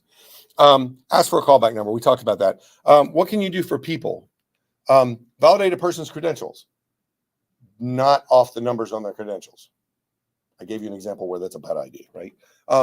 Right to the information of access. If somebody asks for it, make sure that they should have it. So I work at Cisco. I spend a lot of time dealing with RBAC and system config and Vault and all the other tools that we use. And this is a big one for us. We have very strict controls about who should have access to what. And I try to apply that in the rest of my life in the same way. Similarly, I don't give the doctor's office my wife's social security number. They have no need for that. Requirement. Again, do you have to show them your receipt? No. But are you willing to die on that hill? I mean, if I get trespassed from Walmart, I'm not going to cry. I'll probably throw a party. I'll probably go buy a big bottle of wine and celebrate that evening. Costco I'd be upset. And so would they, as much as I dump in there. Ask for copies. Also important. Anybody hear about whitewash checks? That's a thing. Like people will steal checks out of written checks that are being sent to a company to pay a bill out of the mail. They'll take it, they'll whitewash it, they'll replace the information on it, and then they'll go use that check. That's a thing. It's less so now. Most people are paying online. That's helped a lot, right? But anytime I sign anything that I have any concern about, I ask for a copy. And if they say, well, we can't make one, I'm like, well, then I can't sign it. But again, weigh the disclosure against the benefit. How do you want to die on this hill or not die on this hill? There are some hills I will die on. So advertising, what can you do about this? If you're a company, don't be part of the problem. Please, I beg of you. Back in the 80s, there used to be so many dongle jokes that they would put in magazines and this, that, and the other just to get you to read the ads. And I got sick of it. Just don't. Don't create intrusive adverts. That's an obvious one. If you're good about this, tell people. They will honor you for it. if you are good about security, if you have a reputation for it, if you have a record for it, if you can demonstrate it, let them know. For people like us, that's a selling point, right? We would much rather have a piece of equipment we know is from a reputable person than, say, a Chinese camera that's constantly sending packets back to their subnets.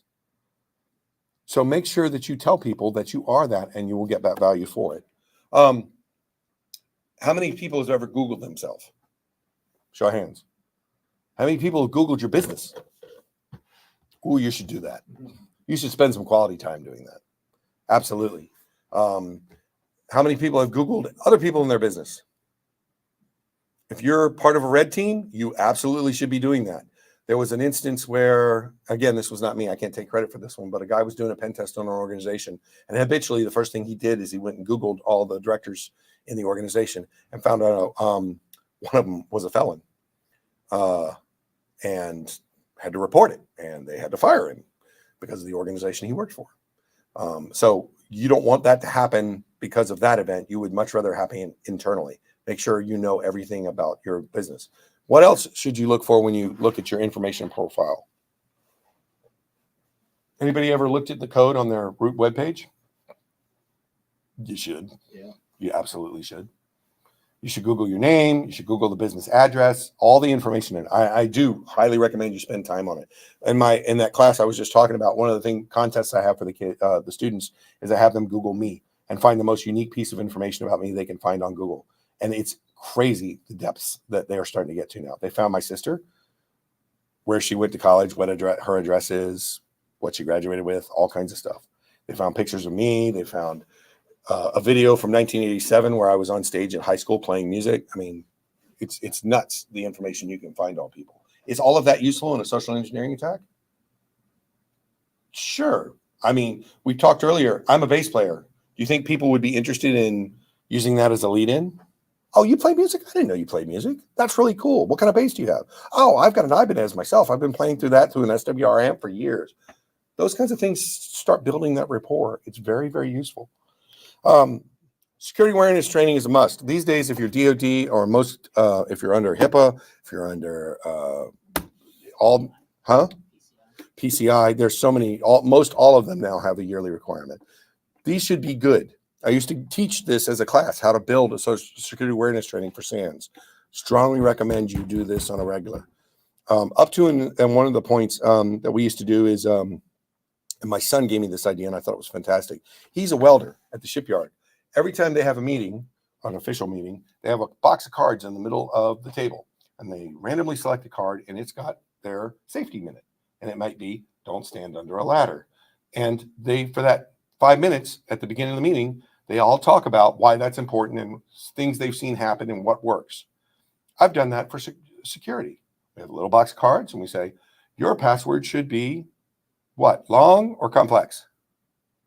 Long. And complex. High entropy, right? That's what you're going for. You're both correct. It's actually should be both, right? Length is definitely important, but if it's linked and it's what was the joke on XKCD? Something staple. Yeah. So if it's a bunch of words that are easily guessed, then your entropy is low. It doesn't really matter. So, but length and complexity. Pre-planned scripts for phone information, right? And these should be reviewed on the regular. You should absolutely be looking at these and saying, okay, if I was going to try to break in, and that's the mindset you have to go into. When you're having these conversations internally and you're trying to figure out the best ways to deal with social engineering and deal with security and everything else, you have to get everybody to pivot and say, okay, you all work here and you have a lot of knowledge about this environment. Given all that knowledge and given you work here, how would you break in? If you can figure it out, probably somebody else can. Right? A reaction plan. Boy, I can't express how much this is important. Anybody here have contacts with local law enforcement? Anybody here have contacts with federal law enforcement? Do you know who to call? Not Ghostbusters, right? You kind of need to have that information ready to go. You kind of need to understand what your next step is. Let's say that your RSA and your RSA token, what did they get? They lost their algorithm. right? Their algorithm got compromised. Who do they call? Their customers? When do they call their customers? Immediately? Really? I thought it was government phone first. I'm not debating you. I'm asking who makes that decision? When is that decision a good thing, right? Who just got busted for waiting? Oh, Okada, however you say it. Okta. They knew for how long? 2 months. And their customers were vulnerable and compromised. Did they wait too long? Did they? Did they not? Yeah. Right? So it's an interesting question. These days, if a vulnerability becomes public, what's the first thing that's going to happen? Somebody's going to write an exploit almost immediately, right? It's very easy to turn and burn. So are you increasing scope by publicizing that this has happened, or are you keeping scope narrow by not publicizing it? The risk value proposition there is, what's the risk to my customers? How much traffic are you seeing? Everybody here know about isc.sans.org or sans.edu now? If you don't, it's the Internet Storm Center. Strongly recommend it if you've never been there. isc.sans.edu. It's a fantastic site. They have a handler's diary there, and every vulnerability, like the spring one that came out this morning, was on there almost within a couple hours. But every vulnerability that comes out is covered there. They also have something called the ThreatCon. Everybody remember War Games, and they had DEF CON in colors? Yeah. They have ThreatCon in the same thing. So when Log4j was out, it was yellow. I've seen it orange once, and I've seen it red once. Red means go grab a pair of diagonal cutters and clip your Ethernet port, or you're going to get owned. An example of that would be the Morris worm, right? The Morris worm was one that you could take it off your system and it wouldn't matter in 10 minutes again, you'd have it again. So anybody know what the Morris worm was? God, I'm old. Really? Finger daemon. It was written by a college student whose last name was Morris, and it exploited the finger daemon. And it would go from one host to the next host to the next host. It was literally worming it, and everything was vulnerable to it. So I worked at NASA at the time. We had two flat 16s, and it just walked our network. So we would literally unplug, we'd clean it off the box, we'd plug in, and within 2 seconds, we'd have it again. So Morris worm. Along that line, if you want a little bit of nostalgia, strongly recommend the book called The Cuckoo's Egg by Cliff Stoll. And if you really drink a lot of alcohol, you can watch it on YouTube, but I would strongly recommend the alcohol before you watch it, because he acted in it himself. And I've met Cliff. He's the nicest guy. He's amazing. He sells Klein bottles. He's amazing person, but he's not an actor. Worse, he had his girlfriend at the time in it, and she acted in it too. But the story is amazing. It's about him following an East German hacker all the way out to East Germany. Back in the day when the phone systems did this to make connections. So it's pretty cool. He actually put a serial analyzer and copied it over to a printer, and he was walking printer paper to see what was going on. So, but The Cuckoo's Egg is a great one. While I'm on it, another good one, if you're a sysadmin, Cryptonomicon by Neil Stevenson. Amazing book. We talked about this, right? Talk about it. It's important. Discuss recent attacks. I do this a lot. I will bring this up in operations meetings. I will bring this up in architecture meetings. I will bring this up in senior level 8, layer 8 type meet, Oak Row type meetings. I will bring these things up because I want them aware. I want them to understand what's going on. Make it part of your thing, and discuss information leakage. Back to the point about, I can't say it, Okada. I think about an octopi when I think about that, but Okta, what information should they have leaked this or not? Should they have let people know? What information is this a way to get information out? Yes or no? Right? Unfortunately, politicians use it all the time. So do companies. If you don't believe me, ask me why the new Apple phone looks like it does, and we already know that's a leak. Personal defense. What can you do for yourself? Well, phone spam. Use a phone firewall. RoboKiller is the bomb. Strongly recommend. Takes a while to get it right. I do it all the time. I get a call from a spammer. I'm like, Domino's Pizza in Yorktown, will this be delivery or carry out? They're like, is Mr. Matheson there? I'm like, no, this is a business. This is Domino's Pizza. Oh, we're sorry. Click. They never call back. Works very, very well. Avoid information disclosure. Know your requirements. We talked about that. Politely refuse to give information.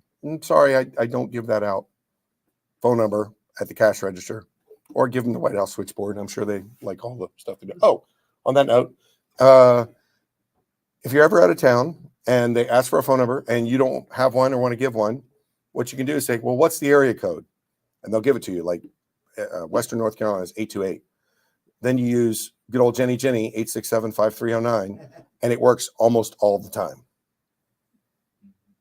So just a quick way to get money. Sometimes you can't refuse, right? Deflect the question, pivot, turn it away, try to social engineer them. Sometimes it works, sometimes it doesn't. Give false and harmless false information. The White House switchboard. I really don't care that they get all the phone calls that I don't want. What else can you do? Don't give out information unless you initiate. We talked about this. Get the number, validate the caller. I said that twice. I'm not sure why. Ask for a callback. We talked about that. Validate the right, validate the requirement, ask for copies. We talked about all this. Weigh the disclosure against the benefit. This is rehashing, but I really want to make sure these points get home with you guys. You really want to think about what information you're giving out. So let's go back to some of our early examples. So for advertising, what can you do to prevent advertising from social engineering you? Crickets. Terrible crowd tonight. I don't know, if you're on the internet, turn off your trackers. I use a VPN for everything, so. Yeah. I don't get it. Sure. Use VPNs. I mean, we who are technically savvy, we can use VPNs and do that. Turn off your Bluetooth when you don't need it. Although if you have an Apple Watch, that makes things a little hard, or a Samsung watch or any other kind of watch, or use it with your car, blah, blah, blah. Turn off your Wi-Fi, right? Because it's always beaconing and that stuff is getting stored. Take adverts off your personal stuff so people don't have to look at it. So like RK Chevrolet should not be on the back of your car, as an example. Don't accept them when you have a choice. You're at the gas pump and one of those stupid screens starts screaming at you. I go and turn the radio up as loud as I can. You know, silly things like that. But just change your habits. Do what you can to avoid the exposure. For phone spam, again, Domino's Pizza. This really works. It's fantastic. It's cheap and it costs you nothing. You can do this too. I don't advocate this much. Yes, can I speak with Tom May? Who's calling? So this is my You've been selected to receive a complete digital satellite system for free. With this, you're going home. Well, let me ask you something. Did you know Tom May? Were you a friend of his? No, I'm not. I'm just calling to, hold on one second, all right? Hey, guys, get really good pictures of the body. Yeah, up there they have a print. Thank you there? Yeah. Let me bring you up to speed. You've actually called a murder scene. Mr. Mays is no longer with us. I can let the homicide investigation up. I'll ask you a series of questions. What was the nature of the business you had with Tom Mays? I had no business with him. I'm sorry to apologize. Look, I want to ask you to stay on the phone. This call's already been traced, and we may need you to come in for further questioning. You don't understand. I'm just calling. No, you don't understand. I just want to be charged with obstruction of justice. It's imperative to keep your ass on the phone like this. I'm just not with my supervisor there. No, supervisor. A second here. First of all, give me your whereabouts. I don't work. You're at work? Yes. You being smart ass? No, sir. Let me put it to you this way, Mike. Say I want to mail your ass a letter. What would I have to write the outside of that envelope to the and deliver right to your ass?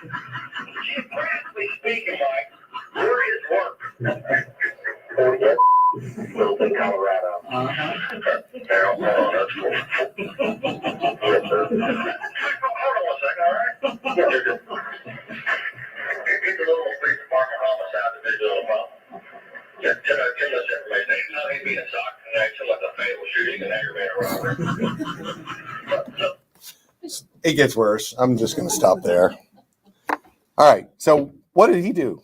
First of all, he impersonated an officer, which is federally illegally, so probably not a good idea. But what did he do? Turn the table. What else did he do?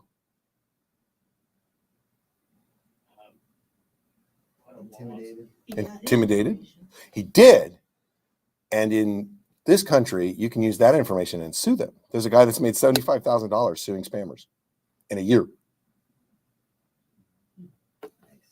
He got their information, so now he can turn it around on them. Okay? So let's go back to this. The good old policeman. How do you handle avoiding direct questions, protecting your information, and controlling the conversation, right? We didn't mention that part, so I should touch on it for a minute. When in the first interaction, did the young man get to lead the conversation at any point? No, he didn't. And when he tried, what happened? Shut down. He got shut down, right?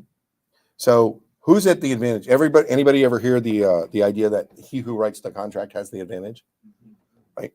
It's the same thing in conversation, right? He who controls the conversation can lead it where they want to. Again, politicians are famous for this, right? They will lead it where they want it to go, and that's how they do it. I'm gonna break all of you right now, and you're gonna hate me for it. How do politicians, when you're standing in the kitchen and TV's on in the living room, and somebody's on the news, how do they get you to listen to what they're saying? You're going to hate me for this. I'm sorry. I apologize now. Because I ding my boss on it all the time now. I give him shit. They'll say look, or they'll say listen. They will lead the sentence with those words every time. Why? What's that called? It's an imperative, right? It's a demand. And you naturally will want to listen to it. Now, if you don't respect the person on the TV, you might blow them off automatically. But if you do respect them, it might be a trigger to your mentality to go listen to them and look. Now that I've said that, the next time you watch the news, it's going to drive you nuts because they say look and listen all the time. They especially say look. That's a constant. So, all right, controlling the conversation. So let's see how he handles it this time. Good afternoon, officer. Why'd you pull me over? Ooh, what did he do? He spoke first. He spoke first. What else did he do? He asked a leading question. So he put the officer, not on defense, let's not say that because that's a strong word, but he definitely put the officer in a position where he's now in the position of having to answer the question. Does he really have to? Should he? If I was the officer, would I? Or would I ignore it? I'd probably ignore it. Do you know why I pulled you over? Aha! What did he do? He turned it around on him, right? So the officer's trained here. He's like, aha, I've got a wild one here. I know how to handle him. Let's see what happens. I don't know, officer. That's why I asked. Ooh, would you say that to an officer? Probably not, especially if you're on camera, right? These days, all the officers have cameras and mics. Probably not a good idea. I would not have said it that way. I might have said something similar, but I wouldn't have said that. You were speeding. I clocked you at 50. Can I see your license and registration, please? No problem.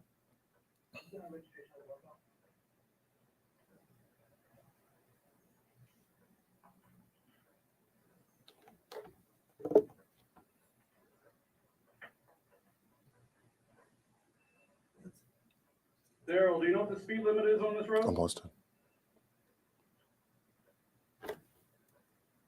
What did you do there? Silence. Well, so the officer asked a question and he's just not answering it, right? So at this point, the young man has recognized that it's a leading question and he's just refusing to answer, which, again, not against the police. This is a right you have. Speed limit is 30. I clocked you at 50, which means you were going 20 miles per hour over the speed limit. Did you know that I could arrest you for driving that fast? Officer, how can I help? Ooh, did he answer the question? What did he do? He's got to get his ass kicked. He just did a Tom, whatever his name is down in Florida, right? He pivoted. Yeah. And it worked. All right, I need everyone to step out of the car, please. So I'll go ahead and skip ahead. At that point, the kid gets out and he locks the door immediately as he get out. And the officer says, "What's wrong? You don't trust me?" And he's like, "I don't consent to a Fifth Amendment search of my car." Yeah. So, group defense, know your information profile. I'm absolutely serious. Google yourself. Get the information on yourself. You really want to find it. Security awareness training, we talked to that. Pre-planned scripts and a reaction plan. This is really important. I can't stress this one enough. If you haven't done this yet, start thinking about what would happen if you were attacked and what you would do. You really should have at least something in writing. You should definitely have the people to contact, who to contact first, right? Whether it's your legal team, whether it's your layer 8, whether it's your most technical person, whether it's your ISP, all of those things you want to have in hand. For personal, know your requirements. We've talked about this. Protect yours and others' information zealously. I don't give my wife's information out in any way, shape, or form. Now, she's my wife, so I kind of have an attachment there. But I would do the same for any of you. I would do the same for any of my students. Protect people's information zealously. And I think you will find you'll have a good result. For yourself, be aware of your surroundings, right? If you're using information tokens, like I was using one earlier today, one of these stupid tap cards. Tap card is what? It's an RFID. How far away can I pick up an RFID? 30 feet with a coil about this big. No problem. So if I'm at a gas station and people, especially Exxon has all those stupid taps, I can pull those all day. No problem. And RFIDs are one way, right? That's a one-way conversation. It excites a mag field and it sends out a signal. If I record that signal, I can reproduce it anytime I want. So, passport. Having traveled a lot, this one's also important. Everybody knows there's an RFID in your passport, in U.S. passports. If you didn't know that, there's an RFID in your passport.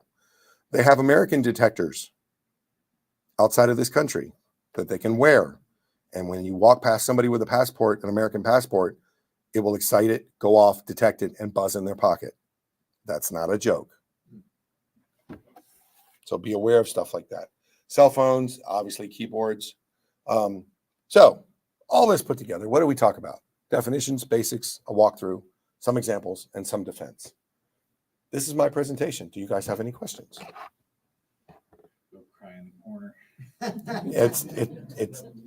I get that one a lot. Did you have Easter eggs throughout the presentation? Did I have Easter eggs? Yeah. What kind of Easter eggs? Like you talked about dangling sentences, and you talked about a motorcyclist wearing a what is that thing? Oh, you noticed that? A little bit. The guy looked like a snake, but it was actually Voldemort, but not Snape. He was Snape, but no one corrected you. Look at him. I'm just curious.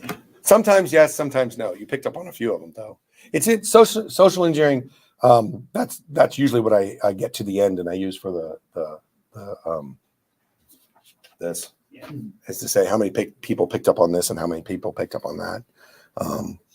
But those were good. You got a question?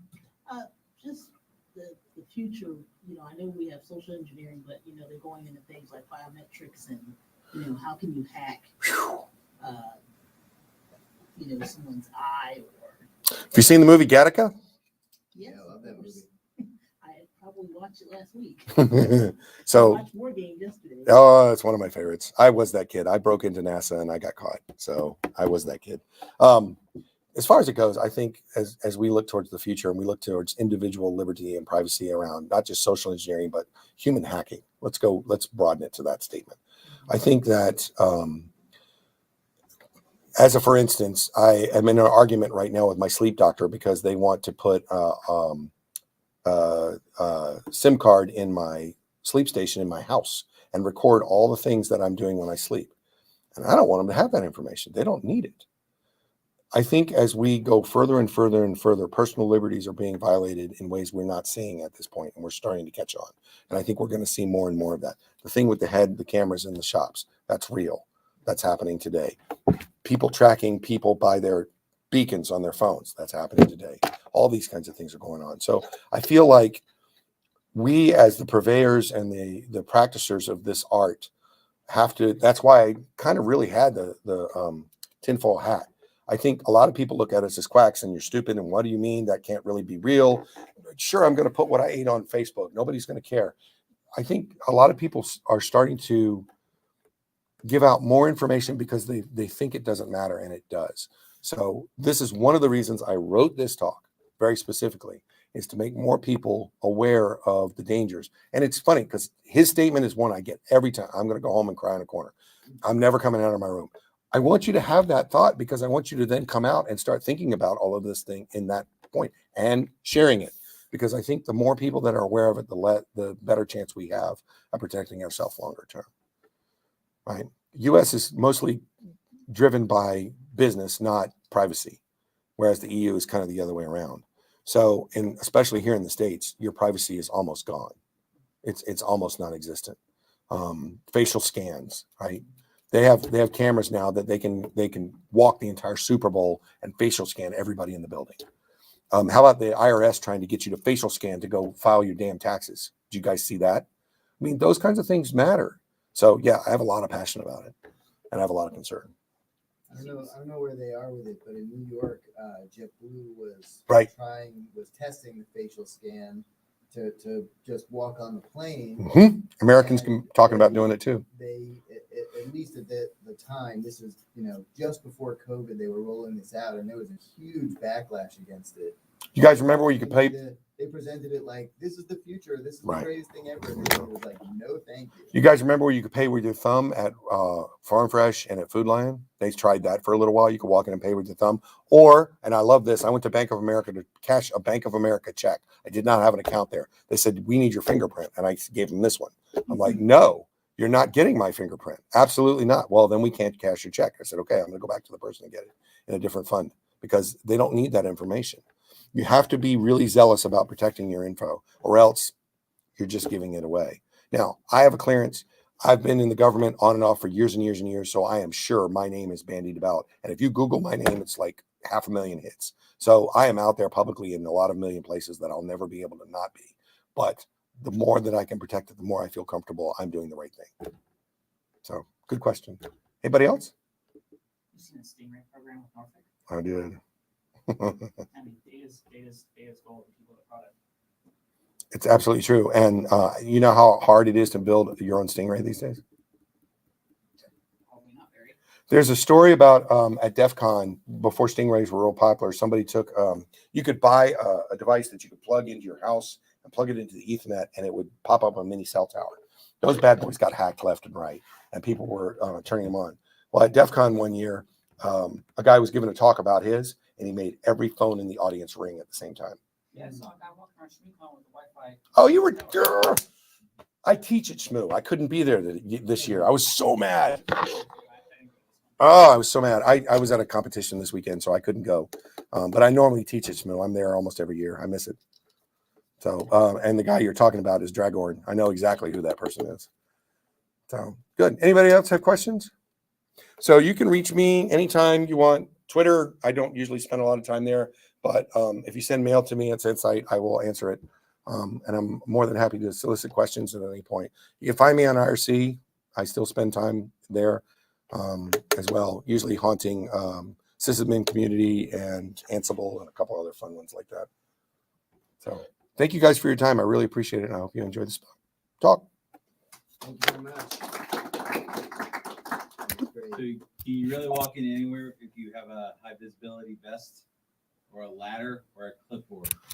Some of those things. Oh, there's been a whole bunch of videos recently. That's what I was with the ladders. These guys. Yeah, they went down into the. Act like you're supposed to be there. Yep. They went down into the subway in New York, and the official behind the bulletproof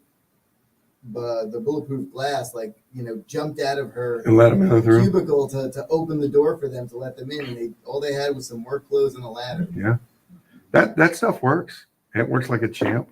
It's amazingly, it's sadly too easy, and it's because it's funny too. Because in a lot of ways, this society has become less polite in the last so many years.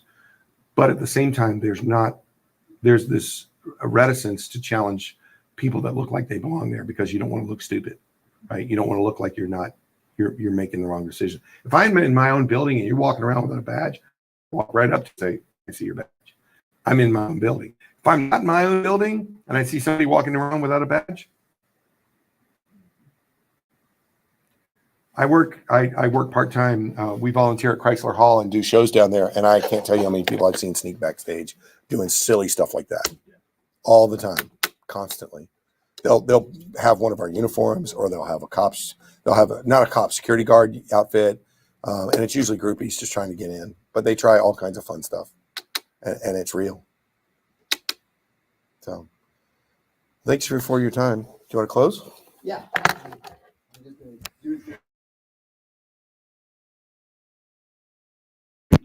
Yeah, you are. No, I didn't. you're on, I'll jump over. Otherwise, I'll just put myself in here. Um, All right. what you're trying to Well, you know, for everybody that joined us online tonight, thank you very much. First, DevSecCon Virginia, first of many. We're going to do it every month. It'll be fourth Wednesday of the month here at Issue Track, as long as they'll have us. Next month, we have our own local hero speaking. Don't use those words. Too late. It's out there. What's it? Do we know the title of your talk yet? It's okay if not. It's okay if not. No, I'm going to talk about Azure Key Vault. Nice. Azure Key Vault next month with Kevin. Remind me, Griffin. Yep. Excellent. So more about that. Thanks again for joining us. The recording of this will be up on our YouTube channel, and we'll sign off. First DevSecCon Virginia, in person and online. Thanks everybody for being here. Lates. Late. Third Yeah. or fourth Wednesday? I don't know. 27. Yes. Okay, I'm gonna put it in my. All right. Now I actually have to sign off over here, and then we're out. Yeah, so I'm almost positive the issue.